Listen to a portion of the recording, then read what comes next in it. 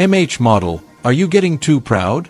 Why are the same issues with VDAR reappearing? The MH model KO version of the Aile Calamity Gundam made me laugh in frustration. The good news is that it comes with a VDAR-style MB-like stand, but the bad news is that it doesn't include any connectors, which we'll discuss later.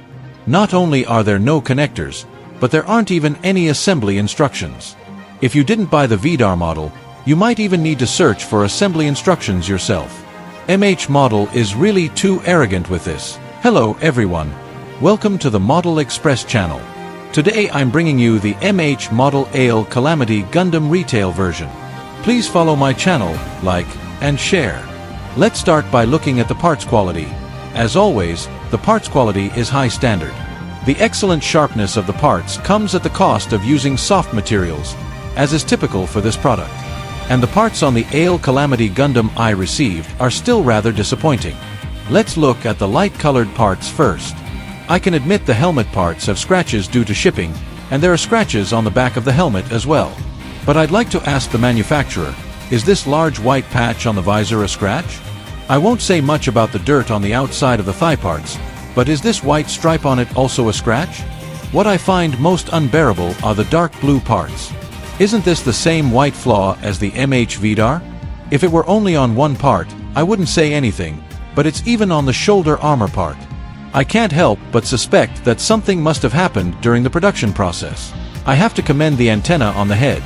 The manufacturer designed a hidden sprue gate this time, which deserves praise. Not only are there white imperfections on the outer armor parts, but there's even some scratches. The manufacturer is really proud of themselves. They really need to improve product quality control. If we zoom in for a closer look, there are even air bubbles on the parts. This part looks familiar, right? It had the exact same problem on the previous VDAR. The instruction manual deserves praise. It clearly labels the parts required for each section. This is a real plus. Both color-correcting stickers and decals are included, and thankfully, the color-correcting stickers aren't cut crooked, though the quality is just so. The decals, however, are of relatively good quality. The text is printed very clearly, and the patterns and markings are also quite sharp. So, what problems might you encounter during assembly? Please watch the video.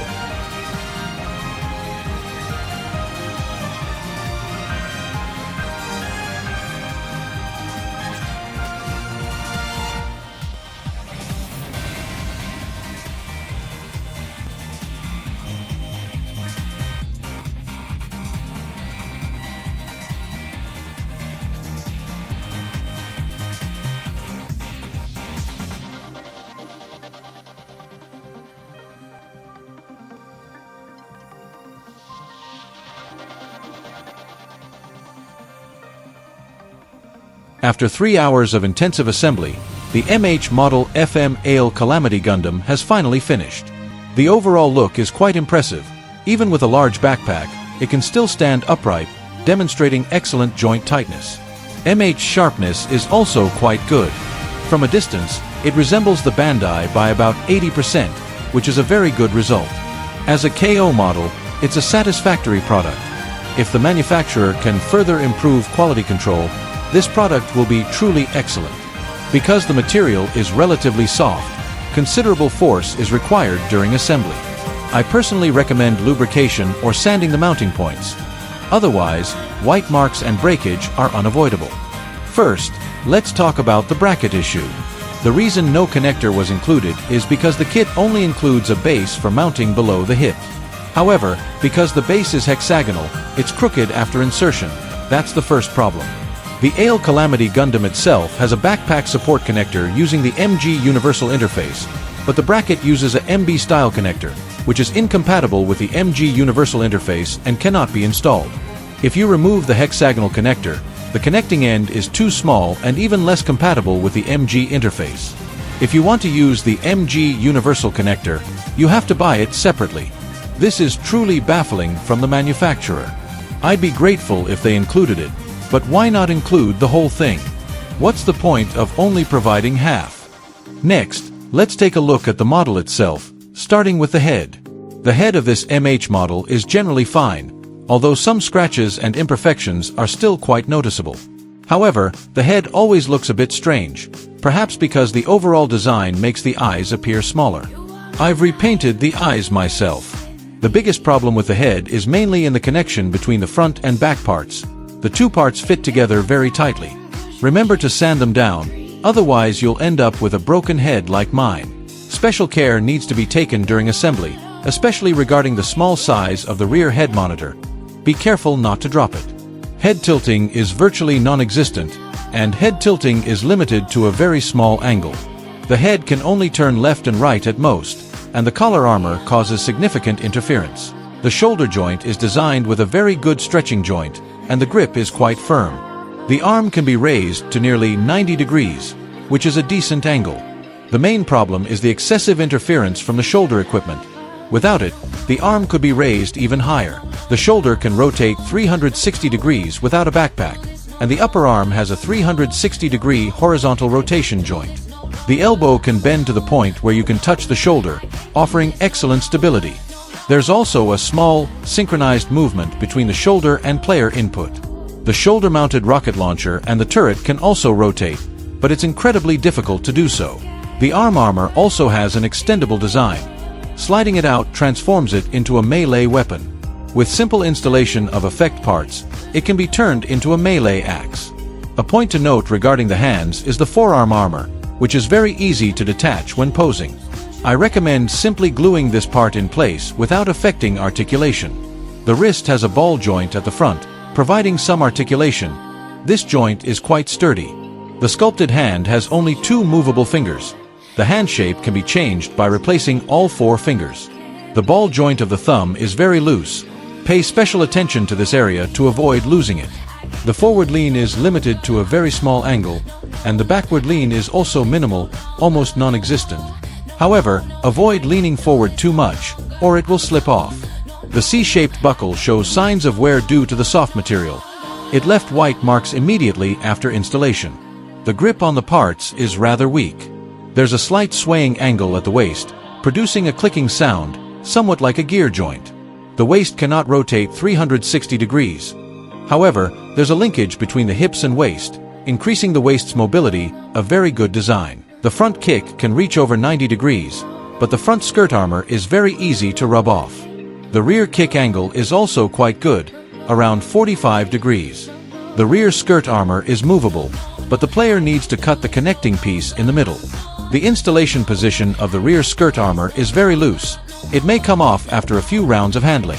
Before performing a side kick, you need to make a slight adjustment to the side skirt armor so you can kick at a horizontal angle. If the side skirt armor falls off, you can continue lifting it upwards. The side skirt armor is also quite loose, so I recommend reinforcing it. Otherwise, it can easily fall off during movement. The knee bend allows the lower leg to close to the thigh, and the 2-stage joint works quite well. However, given that it's based on FM rules, there's basically no armor linkage design, which is a bit of a shame. There's a pull-down joint for the step, but it's too tight. This pull-down joint can increase leg articulation, but it's a single part and can't be used for a single leg to pull down. The final part, the feet, has a fairly decent ground joint. The outer armor at the ankle has a section of extended articulation, and the forefoot has a slightly upward articulation. Aside from the sprue marks, the legs are generally fine. The joint damping and grip are quite good, but cleaning the sprue marks is quite troublesome. If your model making skills are slightly lacking, this is the best you can achieve with average technique. I'd like to elaborate a bit more on the issue of sprue gates. Many outer armor plates feature concealed sprue gate designs, such as those on the waist, shoulders, chest, and even the head. But why can't the thighs have concealed sprue gates? If the manufacturer can design them, then they should design them all as concealed. I really love the backpack on the Aile Calamity Gundam. I adore the large backpack design of the mobile suit.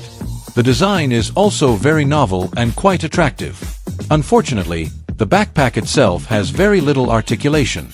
Aside from a little movement in the wings and the Gatling gun, the wings can rotate, and the rear spoiler can deploy. That's about it.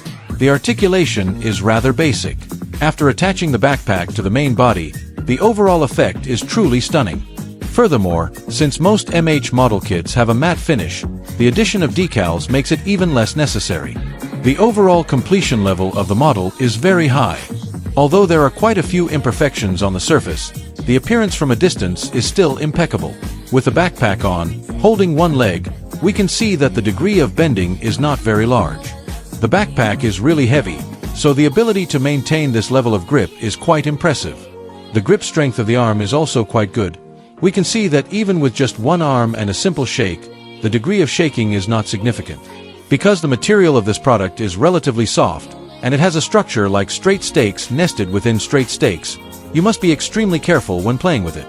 Also, the parts have opposite orientations, upside down, left and right, so be careful not to assemble them incorrectly.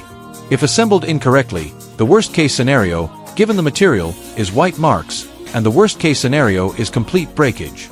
Therefore, please be very careful. Next came the much-anticipated violent shaking test, and the result was exactly as I expected. I knew the waist section was 100% dislodged. Let's skip the violent shaking test and instead examine the leg support. As you can see, there are no problems even when you swing it forcefully. The joint control is truly excellent. Before the drop test, we should remove the head first.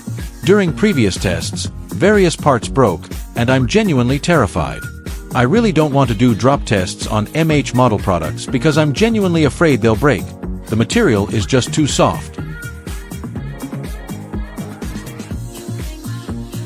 As you can see, after the initial fall, the frontal impact was fine, but then the rear impact occurred. After falling from the back, I was still happy to see my waist break, but surprisingly, the skirt armor didn't fall off, which really surprised me. The accessories include a large hammer, which looks really cool. I really love its design. The pink trim on the hammer is also very nice. The hammer's tip is very sharp, so players must be careful when using it. The hammer's linkage has a hydraulic rod linkage mechanism, which is quite interesting. The handle is also a stretchable structure, and you can see a similar hydraulic rod linkage mechanism inside. When not in use, the hammer can be folded for storage. In its stored state, it can be combined with effect parts to transform into a beam axe or beam spear-like form. In conclusion, being a Bandai design, the shape and structure are generally fine. Aside from minor issues like the slightly soft material, scratches on the outer armor, and exposed sprue marks, the $12 price tag offers excellent value for money, making it a perfectly viable, affordable alternative. Okay, that concludes this video. Please subscribe to my channel, like and share, and see you next time.